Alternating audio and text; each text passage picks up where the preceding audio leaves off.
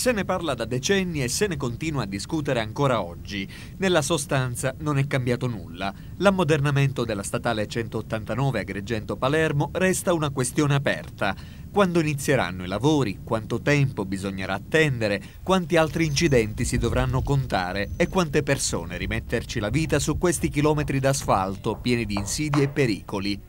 Il Consiglio provinciale di Agrigento ne ha discusso in una nuova riunione straordinaria, aperta ai parlamentari e agli amministratori dei comuni interessati alla realizzazione dell'arteria stradale. Un seppur piccolo ma importante passo in avanti, per il quale ci è voluto un anno, è stato annunciato dal presidente della provincia Eugenio Dorsi e riguarda la firma del decreto del presidente della regione Raffaele Lombardo, che approva l'accordo di programma quadro siglato nel novembre dello scorso anno. Ma adesso la provincia di Agrigento dovrà impegnarsi a reperire i fondi per la redazione del progetto.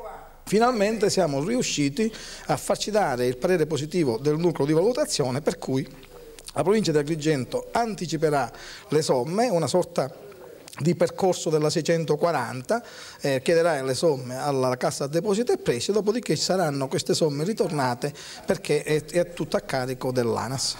Quali potrebbero essere i tempi e soprattutto il decreto si riferisce a quale tratto di strada? Ma noi parliamo di quello che afferisce la provincia di Agrigento, cioè da Aragona all'Ercara Friddi, perché dall'Ercara Friddi a Palermo c'è la provincia regionale di Palermo che si occuperà di questo tratto. È una cosa importantissima.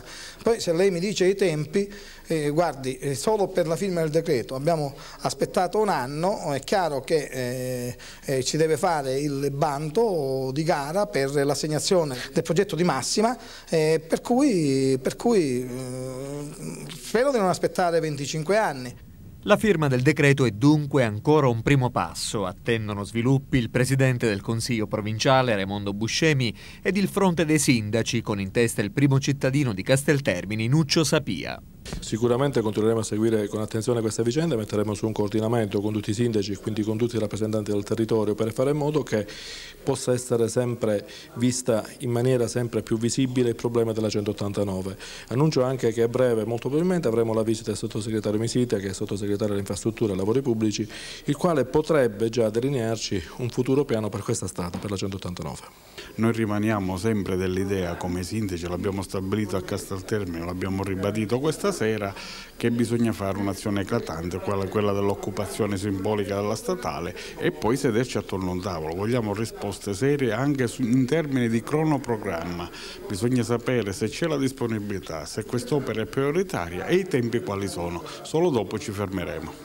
Ed in tema di infrastrutture slitta al 10 novembre l'inaugurazione del primo tratto del raddoppio della 640 Agrigento-Caltanissetta, 3 chilometri nel territorio di Favara. E nel frattempo il presidente della provincia, Eugenio Dorsi, annuncia novità per l'aeroporto. Il giorno 3 siamo stati convocati dal Presidente della Regione per un comitato tecnico dove saranno presenti l'ENAC, l'ENAV, il Ministero delle Infrastrutture, l'assessorato regionale dei trasporti, che sbloccherà finalmente anche lì le somme per addivenire al bando e quindi alla variante urbanistica e a tutto il resto.